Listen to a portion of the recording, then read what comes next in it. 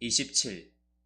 안나는 2층의 거울 앞에 서서 하녀 안누슈카의 손을 빌어 우도대다 마지막으로 나비댕기를 달고 있는데 때마침 현관 쪽에서 자갈길을 굴러오는 차바 귀소리가 들렸다. 아직 배씨가 올 시간은 아닌데?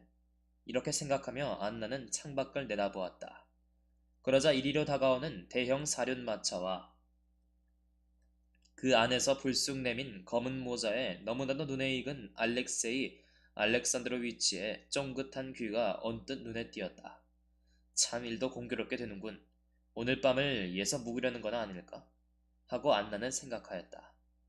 그 일에서 생길 수 있는 모든 것이 너무나도 무섭고 끔찍하게 생각되어 그 여자는 잠시도 주저함이 없이 잠옷 쾌하라고도 즐거운 얼굴을 지으며 남편에게로 마중 나갔다. 그리고는 진작부터 잘 알고 있는 그 허위와 기만의 기분이 자기 마음속에 솟아나는 것을 느끼며 그 기분에 몸을 맡기어 스스로 무슨 말을 하는지도 모르고 함부로 말을 주워 섬겼다. 아이, 참 잘 오셨어요. 하고 안나는 남편에게 손을 내밀며 집안 사람이나 다름없는 슬류찐에게 웃는 얼굴을 보이며 말하였다. 오늘은 묵어 가시겠죠? 이것이 기만의 기분이 가리키는 대로 그 여자가 말한 첫 마디 말이었다. 그리고 이제 같이 경마장으로 가요. 한데 참 어쩌나. 베스와 같이 가기로 그만 약속을 했군요. 그이가 저를 데리러 곧 들릴 거예요. 베시의 이름이 나오자 알렉세이 알렉산드로비치는 양미간을 찌푸렸다. 난 잠시도 떨어져 살 수 없는 사람들을 갈라놓지는 않을 테요. 하고 그는 언제나와 같은 농조로 말하였다. 난 미하일 와실리에위치와 같이 가겠소. 참, 의사도 걸어다니라고 권하는 터이니. 어디 약속터에라도 간 기분으로 산보 삼아 천천히 걸어가지. 하지만 바쁘신 길도 아니니 하고 안나는 말하였다. 차를 가져다 드릴까요? 그러면서 그 여자는 초인종을 눌렀다. 차를 가져와. 그리고 세료자에게 아버님이 오셨다고 일러요. 그래, 요새 건강은 어떠하세요?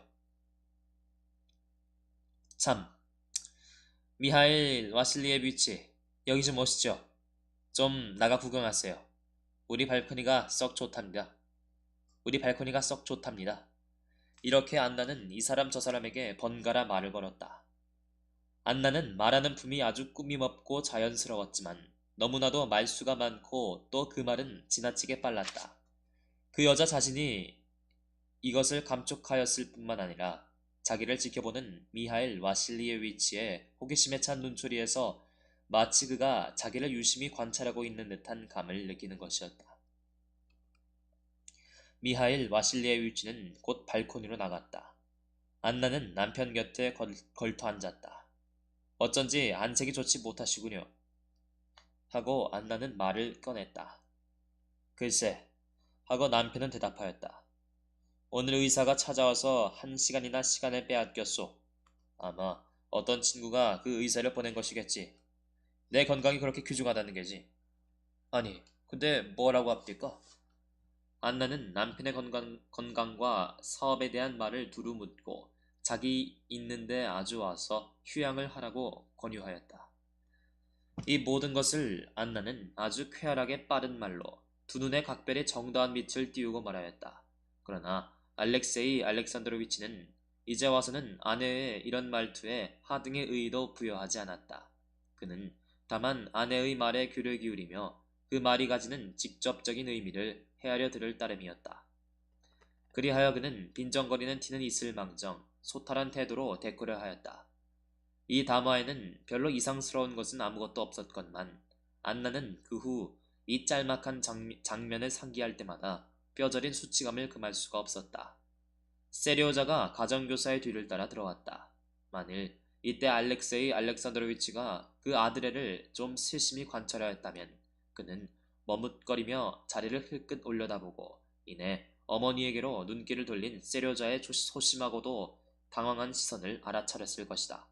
그러나 그는 아무것도 보려 하지 않았으며 또 실질을 보지 못하였다. 여, 소년, 아주 컸군 그래. 정말 이젠 어엿한 사내 대장부인걸. 안녕하오, 소년. 그러면서 그는 즐겁한 세리오자에게 손을 내밀었다. 세리오자는 전에도 아버지 앞에서 길을 펴지 못하던 것이 알렉세이 알렉산드로비치가 그를 소년이라고 부르기 시작하고 또 어린 머리에 우론스키가 자기 벗이냐 혹은 원수냐 하는 수수께끼가 생기게 되면서부터 한결 더 아버지를 꺼리게 되었다. 그는 마치 구원을 청하는 듯 어머니를 쳐다보았다. 그가 마음 놓고 대할 수 있는 것은 이 어머니 혼자뿐이었다. 알렉세이 알렉산드로비치는 가정교사와 이야기를 하면서 아들의 어깨에 손을 얹었다. 그런데 세리오자는 그것이 어찌나 거북하였던지 안나가 보기에 방금 울음이라도 터뜨릴 듯한 표정이 되었다. 아드레가 들어온 순간 금방 낯이 빨개졌던 안나는 세리오자가 몹시 거북해하는 눈치를 엿보고 얼른 일어나서 아드레의 어깨에서 남편의 손을 내리우고는 아드레에게 키스를 한 후 발코니로 데려다주고 곧 방으로 돌아왔다. 한데 참 시간이 다 됐군요 하고 자기 시계를 들여다보고 안나는 말하였다. 어째서 배씨가 아직 안 올까? 글쎄 하고 알렉산드로위치는 대꾸하면서 자리에서 일어나 두 손을 깍지 끼고 뚝뚝 손가락 마디를 꺾었다. 내가 오늘 들린 건 당신의 용돈을 가져오려고 그랬소. 꾀꼴새도 먹어야 산다니. 이렇게 그는 말을 보태었다. 아마 필요할 테지. 아니, 필요 없어요. 하긴, 전 필요하긴. 귓불이까지 낯이 새빨개지면서 안나는 남편의 얼굴을 쳐다보지도 못하고 이렇게 말하였다. 참, 경마가 끝난 뒤에 여기 들리시겠지요? 들리고 말고. 하고 알렉세이 알렉산드로비치는 대답하였다.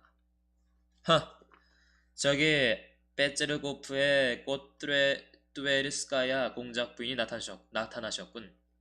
조그마한 차체를 굉장히 높이 단 영국식 유계마차가 다가오는 것을 창문 너머로 바라보며 그는 말을 보태었다. 참 사치하군. 과연 아름답소. 자, 그럼 우리도 떠나볼까? 뚜에르스카야 공작 부인은 마차에서 내리지 않고 다만 편상화를 신고 짧은 만또에 검은 모자를 쓴 그의 하인만이 주차장 곁에서 뛰어내렸다. 전 가보겠어요. 그럼 안녕히. 하고 안나는 말하였다. 그리고는 아들에게 키스를 해주고 알렉세이 알렉산드로위치 앞에 가서 손을 내밀었다. 당신이 찾아주셔서 참 반가워요. 알렉세이 알렉산드로위치는 아내의 손에 키스를 하였다. 그럼 다시 만나요. 차를 꼭 마시러 들리세요. 이런 말을 남기고 안나는 흥겨이 빛나는 얼굴로 방을 나섰다. 그러나 남편의 모습이 눈앞에 사라지자마자 그 여자는 남편의 입술이 닿았던 손등이 근지러워 남을 느끼며 징그러운 듯이 치를 떨었다. 28. 알렉세이 알렉산드로위치가 경마장에 나타났을 때에는 안나는 이미 배씨와 나란히 천막 안에 앉아 있었다. 그 천막에는 상류 사회의 인사들이 전부 모여 있었다. 안나는 먼 발치서부터 남편의 모습을 발견하였다. 두 사나이, 즉 남편과 A는 안나에게 있어 생활의 두 개 중심이었다. 그래 그 여자는 외부적 감각의 힘을 빌지 않고도 그들의 존재를 신변에 느낄 수가 있었다. 안나는 먼 발치서부터 남편이 가까이 오는 것을 감촉하고 무심중 군중의 물결을 헤치며 이리로 걸어오는 남편의 모습을 바라보았다. 그 여자는 자기 남편이 굽실거리며 아부하는 수하 사람들의 인사에 점잖게 대답하는가 하면 퍽 친밀하면서도 산만한 태도로 동료들과 인사를 나누기도 하고 그러다가 세상의 권세가들 앞에 이르러서는 조심스런 태도로 그들이 시선을 던져주기를 기다려서 자기의 귀끝을 내리누리는 커다란 둥근 모자를 벗어 공순히 인사를 하며 천막으로 다가오는 양을 바라보았다. 그 여자는 남편의 이 모든 응대법을 잘 알고 있었다. 근데 그것은 모두 안나에게 있어 혐오스러운 것이었다. 한갓 공명심, 출세를 하려는 한 가지 욕망, 저희의 마음속에 있는 건 오직 그것뿐이지.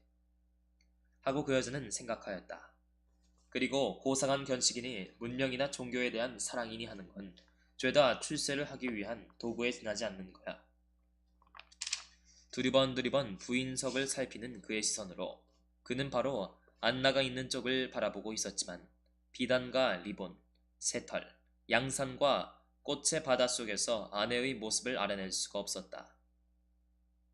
안나는 남편이 자기를 찾고 있다는 것을 깨달았지만 일부러 모르는 척하였다. 알렉세이 알렉산드로위치 하고 베시가 그에게 소리를 쳤다. 아마 부인의 얼굴이 보이지 않으신가 보군요. 여기 계시잖아요. 알렉세이 알렉산드로위치는 냉랭한 미소를 띄웠다. 백화만발한 꽃밭에 오니 그만 눈이 핑 도는군요. 이렇게 대꾸하며 그는 천막 안으로 들어왔다.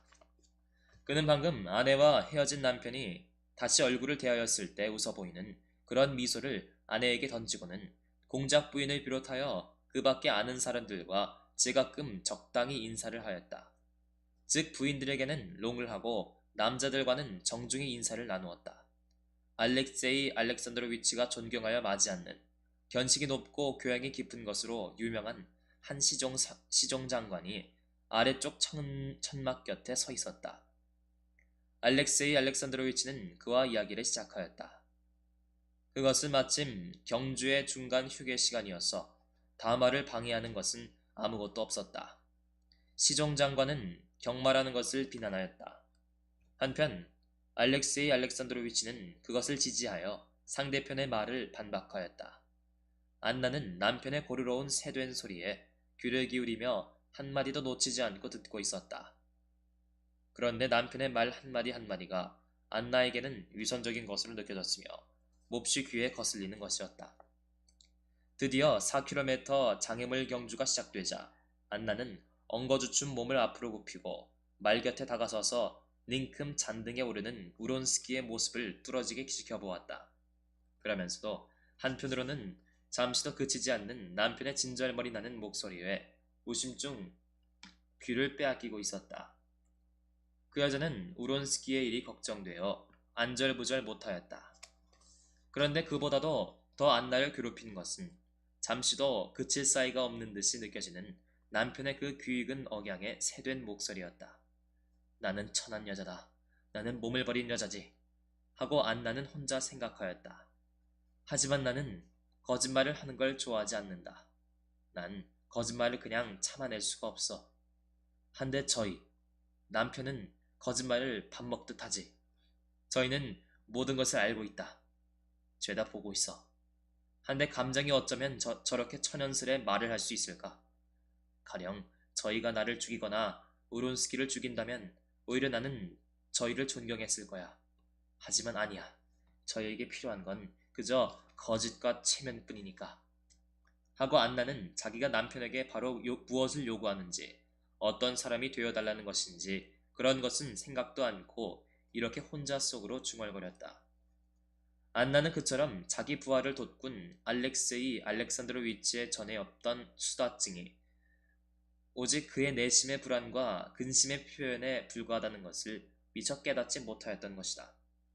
아이들이 어디를 다쳤을 때 아픔을 잊어버리려고 냉큼냉큼 뛰며 온몸의 근육을 운동시키듯이 알렉세이 알렉산드로위치는 아내의 얼굴을 보고 우론스키의 모습을 볼 때마다 또한 끊임없이 그의 이름이 사람들 입에 오르는 것을 들을 때마다 자꾸만 머리를 어지럽히는 아내에 대한 불쾌한 생각을 잊어버리기 위하여 일종의 정신적인 운동이 필요하였던 것이다.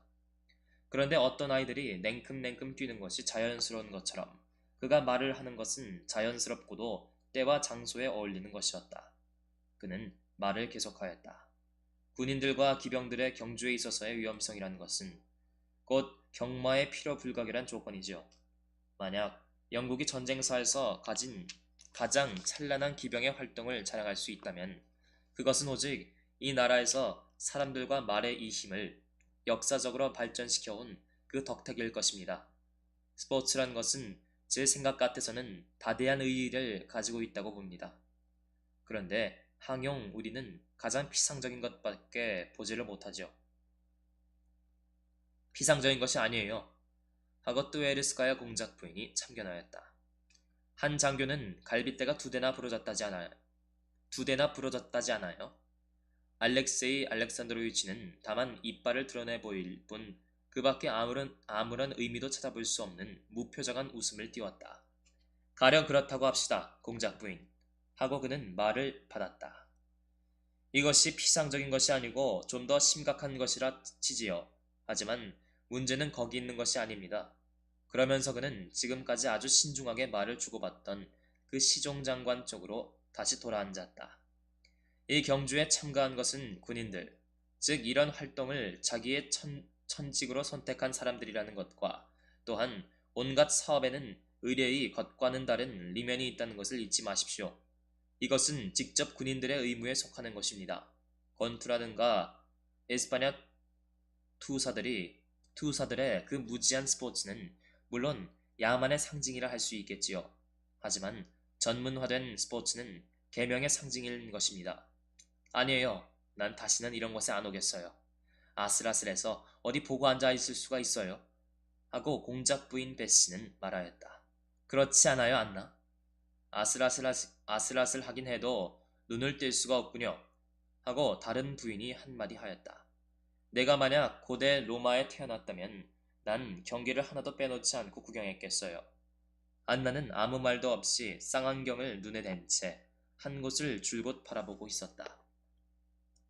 바로 이때 키가 큰 한 장군이 천막안을 지나갔다. 그러자 알렉세이 알렉산드로위치는 하던 말을 끊고 황급히 그러면서도 점잖게 자리에서 일어나 지나가는 장군에게 공손히 인사를 하였다. 당신은 경마에 나가시지 않았소? 하고 장군이 그에게 롱을 하였다. 저의 경마는 훨씬 더 어려운 것입니다. 하고 알렉세이 알렉산드로위치는 정중하게 대답하였다. 이 대답은 아무런 의미도 없는 말이었으나 장군은 마치 더 현명한 사람에게서 재치 있는 말을 들을 듯한 그리고 그 묘미가 어디에 있는가를 10분 리해하고 있는 듯한 얼굴을 지어 보였다. 무릇 경기에는 두 개의 측면이 있지요. 다시금 알렉세이 알렉산드로위치는 말을 계속하였다. 경기자들과 관중들의 그건 말입니다. 사실 이런 경기를 애호한다는 것은 관중들의 견지에서 볼 때에는 문명의 정도가 낮은 가장 확실한 증거이지요. 나도 거기에는 동감입니다. 하지만 공작 부인, 우리 내기를 겁시다. 하고 베씨를 부르는 스제판 아르까지치의 목소리가 아랫좌석에서 들리었다. 부인께선 누구에게 걸으셨습니까? 전 안나와 같이 꾸조블레브 공작에게 걸었어요. 하고 베씨는 대답하였다. 전 우론스키 편입니다. 장갑 한켤레입니다. 좋아요. 근데 참 얼마나 아름다운 광경이에요. 그렇잖아요? 알렉세이 알렉산드로위치는 곁사람들이 말을 하는 동안 잠시 입을 봉했다가 이내 다시 시작하였다. 저도 거기에는 동감입니다. 하지만 남성적인 경기라는 것은 이렇게 그는 하던 말을 다시 계속하려 하였다.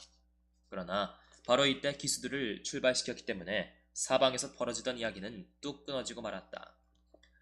알렉세이 알렉산드로위치 역시 입을 다물었다. 모두 자리에서 일어나 개울 쪽으로 얼굴을 돌리었다. 알렉세이 알렉산드로위치는 경마에 아무런 흥미도 느끼지 않았던 까닭에 앞을 다투어 내닫는 기수들 쪽은 바라보지 않고 멍청하니 피곤한 눈으로 관중들을 두리번 살피기 시작하였다. 그의 시선은 안나에게 가서 멎었다.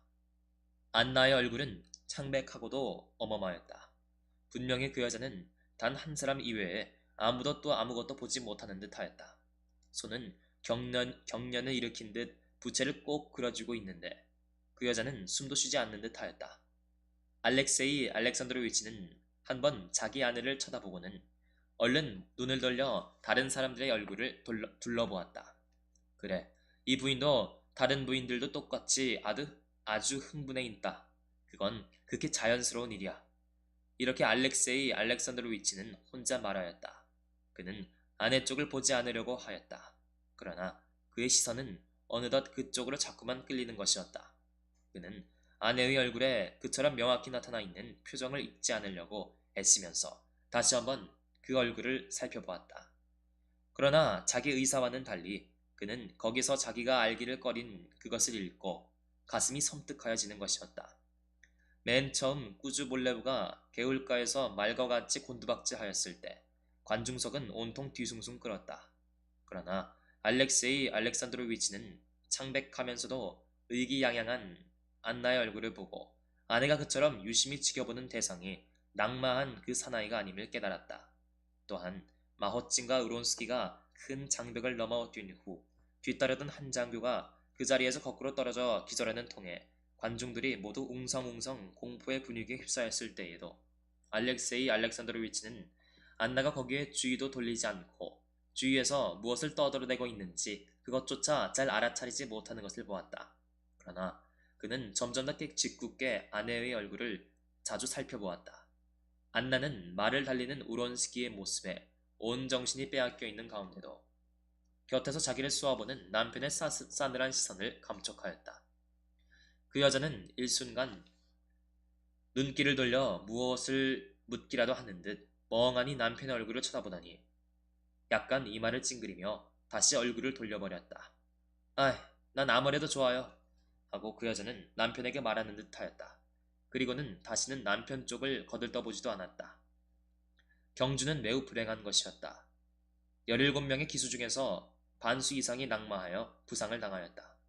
경주의 마감이 가까워짐에 따라 관중들은 점점 더 뒤숭숭 끓었다. 그런데 황제께서 불만의 기색을 나타낸 것으로 하여 그 흥분은 한층 더 심하여졌다.